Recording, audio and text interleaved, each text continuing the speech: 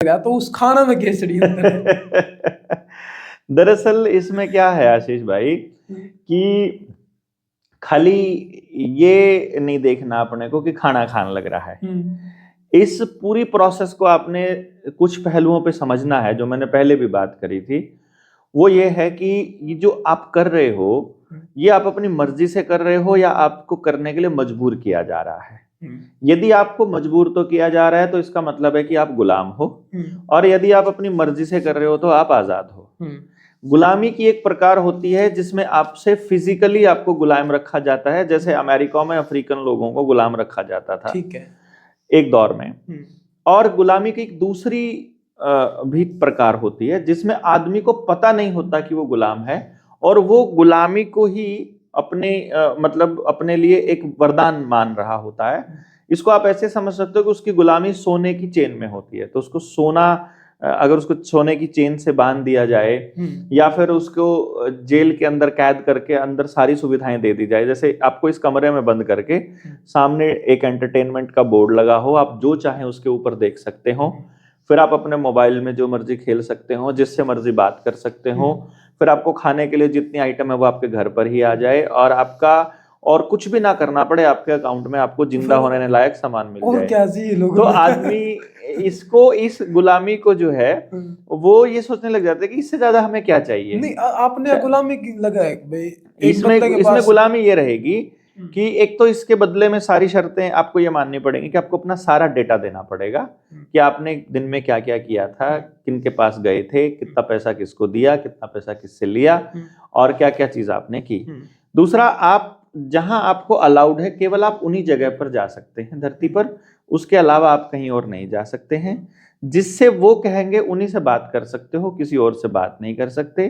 जिस तरह से वो बोलेंगे तुमको उन्हीं को वोट करना होगा, उन्हीं की तरह सोचना होगा, तो फिर आप अपनी मर्जी से नहीं कर पाएंगे। नहीं, अगर कंडीशन ये हो कि आपको कमरे में सारी सुविधा मुहैया कराई जा रही, हाँ, वो तो आपको देखना है ना। आपको यदि उन कंडीशंस में अपनी आजादी को देना है उनको कि आपको सारी चीजें आपको घर में बैठ के मिल रही हैं, और अब आप मान लीजिए घर में बैठकर आप कितने दिन रह सकते हैं, आपको एक दिन तो घूमने निकलना पड़ेगा।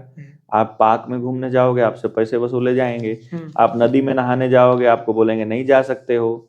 आप समंदर में नहाने जाओगे, वो भी प्राइवेट कंपनी का हो चुका है। फिर आप जंगल में जाने लगोगे, उस पर भी बाढ़ लगी हुई है, ये वन विभाग का क्षेत्र है, यहाँ एंट्री नहीं हो सकती है। आप सड़क पे चलोगे, आपको टोल देना पड़ेगा पर किलोमीटर के हिसाब से, प्रति किलोमीटर।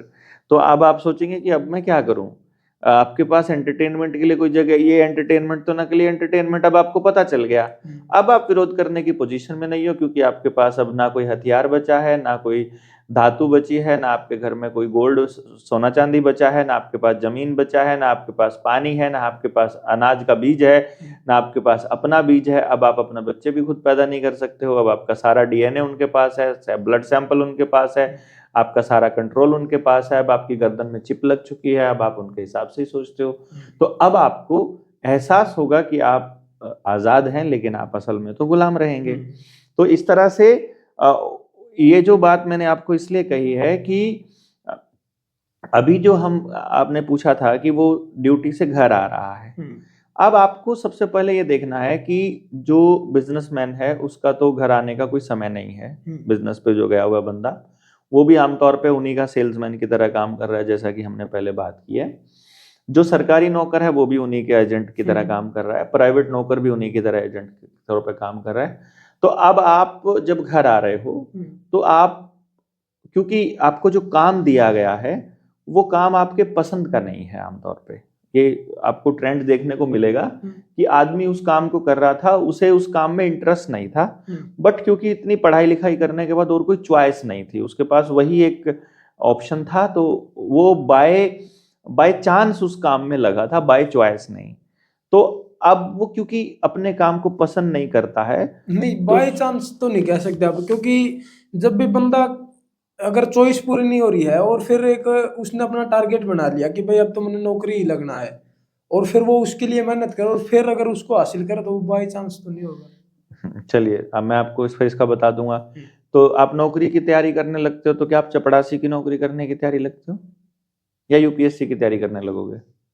वो तो बंदा की सोच सोच पर डिपेंड सोच करेगा। सोच पे डिपेंड नहीं करता, हर माँ बाप का सपना एक ही होता है, भाई तेरे को यूपीएससी करनी है। जब मैंने आपको कहा 50 लाख बच्चा 12वीं पास करता है, टारगेट टारगेट तो सरकारी नौकरी का ही मैं लगभग आपको ये रहा। कह रहा हूँ 50 लाख बच्चा 12वीं पास करता है, उसमें से 4 लाख बच्चा ग्रेजुएशन पास कर रहा है, कुछ उसमें से नेशनल ओपन यूनिवर्सिटी से कर लेते होंगे, लेकिन जो 4 लाख बच्चा पास कर रहा है हर साल, तो 15 लाख बच्चा कैसे अपीयर हो रहा है हर साल यूपीएससी में? 15 लाख बच्चा हो रहा है, इसका मतलब ग्रेजुएशन करने वाला हर बच्चा सपना देख रहा है कि मैं अफसर बनूं। उस अफसरी के बाद कमाल की बात यह है, वो पहले यूपीएससी का एग्जाम देगा, फिर स्टेट का देगा, मान लो यूपीएससी से काम नहीं बन रहा तो स्टेट का कमीशन है उसमें देगा, सिलेक्शन कमीशन है उसमें भी बात नहीं बनेगी, तो फिर वो बैंक पीओ का देगा, फिर वो सीजीएल का देगा, दूसरे देगा, मतलब जैसे उसके सामने आएगा, मतलब पुलिस का भी देगा, फौज का भी देगा, फिर क्लर्क का भी कुछ नहीं देगा, मिलेगा तो फिर फिर चपड़ासी का भी देगा, और जब कुछ भी नहीं हो पाएगा फिर कहेगा चल बीएड कर लेता हूँ, फिर वो टीचर बन जाएगा। तो आमतौर पे ये ट्रेंड रहता है हमारा, मतलब टीचर बनने को चपड़ासी से भी बुरा माना जाता है हमारे यहाँ पे, मैं आपको बता रहा हूँ। वो तो 7th पे कमीशन आने के बाद में टीचर्स की सैलरी में बहुत ज्यादा मतलब बढ़ोतरी हुई, तो थोड़े बहुत लोगों ने सैलरी के लिए जाना शुरू किया, टीचिंग के लिए जाना शुरू नहीं किया। तो यानी कि बंदे ने फॉर्म तो यूपीएससी का भरना चालू किया था या बैंक पीओ बनना चाहता था, कौन बनना चाहेगा चपड़ासी? सरकारी नौकरी में भी वो सरकारी नौकरी प्रिंसिपल की करना चाहेगा कि चपड़ासी की करना चाहेगा या टीचर की करना चाहेगा? प्रिंसिपल। लेकिन चपड़ासी के भी भरता है, एमएससी किया हुआ बच्चा, पीएचडी किया हुआ बच्चे ने भरे थे ना अभी 4th क्लास 4 के फॉर्म। तो मैं ये कह रहा हूं, यानी कि वो फॉर्म सारे भर रहा है, तो जिसमें हो जाएगा वो उसी में चला जा रहा है। ये मैं प्रैक्टिकल बता रहा हूं, ना कि कोई थ्योरेटिकल बात बता रहा हूं। तो यानी आप जहां जा रहे हो वहां आप चॉइस से नहीं जा रहे हो, वहां आप बाय चांस जा रहे हो। बाय चॉइस से जाने वाला व्यक्ति तो बहुत ही कम होगा, और वो इस सिस्टम में सरवाइव ही नहीं कर पाएगा। जो जैसे बाय चॉइस रहेगा, मैंने टीचिंग को प्रोफेशन के तौर पे लिया क्योंकि मुझे बच्चों को पढ़ाना बहुत अच्छा लगता था। मैंने नौकरी करी, 8 साल मैंने नौकरी करी, और मैं परेशान हो गया। मतलब आप सोच सकते हैं, मैं अपनी लगभग सारी सैलरी बच्चों के ऊपर खर्च करता था।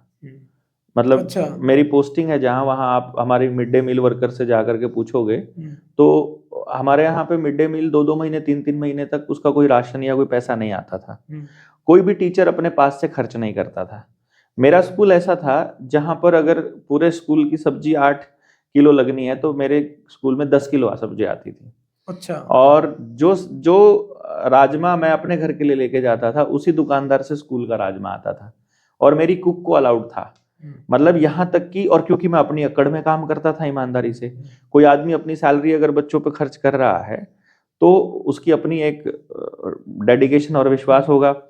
मतलब मैं जब अपनी अकड़ में काम कर रहा हूं तो वहां पर किसी की ईगो हर्ट कर जाती है, और उस आदमी ने मेरे खिलाफ बकायदा एप्लीकेशन लिख के 90 लोगों के साइन करा लिए उसके ऊपर, ये कहकर कि स्कूल में देवेंद्र मास्टर जूते दिला रहा है, ऐसा करके साइन करवा लिए, और चीफ मिनिस्टर को, एजुकेशन मिनिस्टर को, सबको चिट्ठी, डीओ बीओ सबको चिट्ठी लिख दी कि ये मिड डे मील में घपला कर रहा है। अच्छा। मतलब आप सोचो, पढ़ाई के ऊपर कोई डिस्कशन नहीं है, डिस्कशन मिड डे मील पे है। वहां पर पूरा का पूरा कंप्लेंट होती है तो पूरी जांच बिठाई जाती है। पूरी जांच में उन्होंने बोला इसका हिसाब क्यों नहीं किया तुमने, बैंक से पैसे क्यों नहीं निकलवाए? मैंने कहा मुझे जरूरत महसूस नहीं हुई, तुम बड़े लैंडलॉर्ड हो, मैं कुछ भी हूँ, क्योंकि मैं ऑनलाइन भी पढ़ाता था, यूके, यूएस, शिकागो, लंदन, तो मुझे पैसे की ज्यादा जरूरत पड़ती नहीं थी। जो पैसा सैलरी में मिलता है या वो मैं पैसा सैलरी के लिए तो मैं पढ़ाता ही नहीं था। तो जब हिसाब उन लोगों ने खुद ही किया, फिर डिपार्टमेंट के लोगों ने, 1.25 लाख रुपया मैंने लेना आया स्कूल से। अच्छा। तो मुझे रियलाइज हुआ कि यार इतना डेडिकेशन से काम कर रहे हो और उसके बाद भी आपके ऊपर चोरी के आरोप लग रहे हैं, इस तरह का काम करने से तो बढ़िया है आपको ये नौकरी छोड़ देनी चाहिए। क्योंकि मैं पढ़ाने के लिए गया था, मैं कोई ये काम करने तो गया ही नहीं था। तो अगर आपको पढ़ाना अच्छा लगता है तो फिर इससे अच्छा है कि आप ये छोड़ करके अपना ही पढ़ाना चालू कर दो। मेरे पास मेरी रिसर्च हो ही चुकी थी, तो मैंने अपना सिस्टम बना लिया पढ़ाने का, और मैंने उसको अपने तरीके से पढ़ाना चालू कर दिया। वहां जो आज नौकरी करते हैं, जो मेरे साथ सैलरी थी, उनकी सैलरी इस टाइम पे लगभग 1 लाख कुछ रुपया है, 1,10,000 या ऐसे 1 लाख के आसपास सैलरी है। 20 साल मेरी सैलरी नौकरी को हो चुके हैं इस टाइम पे, अच्छा। लगे हुए। जुलाई में 20 साल पूरा हो गया था, तो नौकरी के आपने 20 साल हो जाएंगे, अगर मैं लगा होता तो अगर 20 साल लगा हो चुके होते। तो छोड़ कितने साल बाद दिया मैं तो 8 साल बाद छोड़ दी, 12 साल हो गए नौकरी छोड़े हुए मैंने। अच्छा। हाँ, तो आज उनकी सैलरी 1 लाख रुपया है, लेकिन अब मेरी अपॉइंटमेंट की फीस 1.5 लाख रुपया है। तो मतलब मैं 1.5 लाख रुपया एक अपॉइंटमेंट वाला आदमी, जो एक दिन की कमाई जिसकी मिनिमम 1 लाख है, यानी अगर किसी के घर में 2 बच्चे हैं तो 3 लाख है, 3 बच्चे हैं तो 4.5 लाख है, यानी किसी के, मेरी एक दिन की इतनी इनकम है अगर मैं पैसा कमाता हूं अपने लिए, वो मैं वही काम मैं पूरे सिस्टम के लिए पूरे महीने में कर रहा था। उस टाइम इतनी सैलरी नहीं थी। मेरा कहने का अर्थ यह हुआ कि मैं बाय चॉइस गया था, अपनी मर्जी से, कि मुझे पढ़ाना है, लेकिन सिस्टम ने मुझे पढ़ाने नहीं दिया। तो मैं ये कह रहा हूं, जो आदमी बाय चॉइस जाएगा ना, उसको तो काम नहीं करने दिया जाएगा। आप किसी ऑफिसर से जाके मिलकर देखो, अगर आपके व्यक्तिगत संबंध हैं तो किसी तरह से, आप किसी बैंकर से पूछ कर देखो, आप किसी चपड़ासी से पूछ कर देखो, आप किसी प्रिंसिपल से पूछ कर देखो, किसी भी से पूछ कर देखो, आप वहां पर काम अपनी मर्जी से नहीं कर रहे हो, कोई ऊपर से कमांड दे रहा है, जो ऊपर से आ रहा है, तो उनको नौकर की तरह बिहेव करना है। अब आप सोचो, कोई व्यक्ति अपनी मर्जी से काम नहीं कर रहा, बाय चांस वो उस नौकरी में गया है, वो इस काम के लिए बना भी नहीं हुआ है, इस सारी प्रोसेस में क्या वो फ्रस्ट्रेट नहीं हो जाएगा शाम तक? बिल्कुल हो जाएगा। और एक फ्रस्ट्रेटेड आदमी जब रास्ते में आएगा और फिर घर वाली फोन अगर दे कि सब्जी लेते आना, उसके लिए और मुसीबत हो जाएगी। और वो जब तक घर में पहुंचता है तब तक उसका बुरा हाल हो चुका होता है, मतलब वो थक चुका होता है अपनी जिंदगी से। अब उसका किसी काम में मन नहीं लगता है। बच्चे भागकर उसकी गोदी चढ़ने लगेंगे, वो बोलेगा मैं थक गया हूं। बच्चे कुछ भी बात करेंगे, वो बोलेंगे मेरा दिमाग मत खा। फिर वो बैठ करके सामने टीवी खोल लेगा, फिर उस टीवी के आगे उसको फिर परोसा जाएगा धर्म के नाम पर, जातियों के नाम पर, देश के अंदर दंगे, जो वो मैनिपुलेट कर रहे हैं, जो उसको डालना चाहते हैं। अब क्योंकि उसका दिमाग सोचने वाली पोजीशन में नहीं है, जो तुम कह रहे हो सुन रहा हूं मैं, मुझे कोई दिक्कत नहीं है, तुम आने दो जो आ रहा है। और वो चाहे उसे याद ना रहे कि, लेकिन सबकॉन्शियस माइंड में उसके बैठ रहा है। जैसे आज वैक्सीन वाले मुद्दे पर पूरा देश अपने को जान गया कि ये जो जनता सरकार मोर्चा वाले साथी कह रहे थे, जो ये लोग बोल रहे थे, डॉक्टर BRC जैसे लोग बोल रहे थे, ये लोग एकदम सच बोल रहे थे। अब पूरी तरह से मान गए हैं, मतलब अब खुलकर मानेंगे वो कि ये बिल्कुल सही लोग थे। लेकिन आज भी लोगों में इतनी हिम्मत नहीं है कि वो उठ करके अपने नेता से सवाल पूछ सकें। मैं ये नहीं कह रहा हूं कि उनको प्रधानमंत्री, मुख्यमंत्री, अरे कम से कम उस छुट भैये नेता से तो पूछ लो, जिसने अपने गली मोहल्ले के अंदर बोर्ड लगा रखे हैं, नए साल के, लोहड़ी के, फलाने ढिमकाने इस पर्व की तुमको शुभकामनाओं के। अरे शुभकामनाएं कहां से हैं? हर रोज हर गली से एक अर्थी निकल रही है भाई, और तुम्हारी वजह से निकल रही है, क्योंकि तुम उस वक्त बोले नहीं थे, चुप थे उस टाइम पे। बोले क्या थे? तुम तो प्रोपेगेंडा रच रहे थे, जो वो लगाओ, सैनिटाइजर लगाओ, पैसा खा रहे थे, मास्क बांट रहे थे, लोगों में दहशत का माहौल बना रहे थे, ऑक्सीजन सिलेंडर के लिए लड़ रहे थे, रेमडेसिविर के लिए लड़ रहे थे। उस टाइम तो इस पूरे के पूरे गेम प्लान के वो हिस्सेदार थे, और हम जैसे लोगों को मेंटल बोला करते थे। हमने साइंटिफिक एविडेंस के साथ रखा तब भी नहीं बोले थे। तो वो व्यक्ति जो बिल्कुल थका हारा है, उसके दिमाग में कुछ भी परोस देंगे वो मान लेगा, और वो चुपचाप वैसे ही चलता रहेगा जैसे उसको परोसा जा रहा है। क्योंकि आपकी जो पढ़ाई है वो भी आपको जिंदगी के लिए तैयार नहीं कर रही है, ना आपको वो फाइट करना सिखा रही है, ना आपको वो क्वेश्चन करना सिखा रही है, सवाल पूछना भी नहीं सिखा रही है, वो आपको कोई स्किल भी नहीं दे रही है।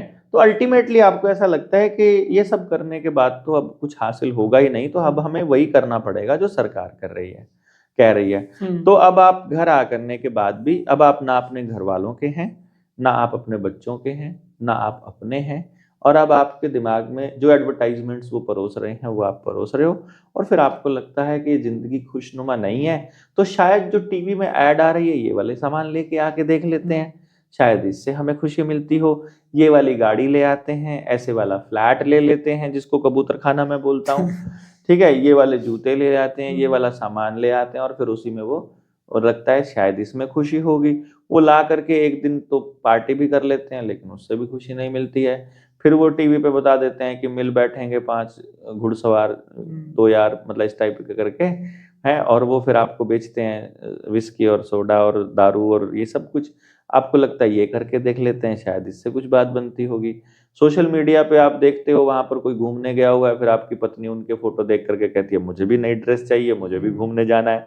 फिर आप वो सोचते हो चलो ये करके देख लेते हैं, और फिर इस तरह की उलझनों में लगे रहते हो, और फिर कुछ हासिल नहीं होता है। और बल्कि सोशल मीडिया पे आपको अश्लीलता परोसी जा रही है, आपके बच्चों को वीडियो गेम परोसा जा रहा है, और आपके पैसे लूटे जा रहे हैं। वो एप्लीकेशंस ऐसी डाउनलोड होते हैं 3 पत्ती टाइप की, या फिर सट्टा गैम्बलिंग ये ड्रीम चल रहा है 11 सब की कुछ। वो सट्टे वाली गेम्स आती हैं, उनमें लगा देता है। फिर आपका बच्चा जो अकेलेपन का शिकार है वो उनके अंदर उलझ जाता है। फिर आपका क्रेडिट कार्ड एक्सेस कर रहा है तो वो उसमें से कुछ पैसे खर्च कर देता है, और इस तरह से धीरे धीरे धीरे धीरे करके आप उस जाल में फंसते जाते हो। तो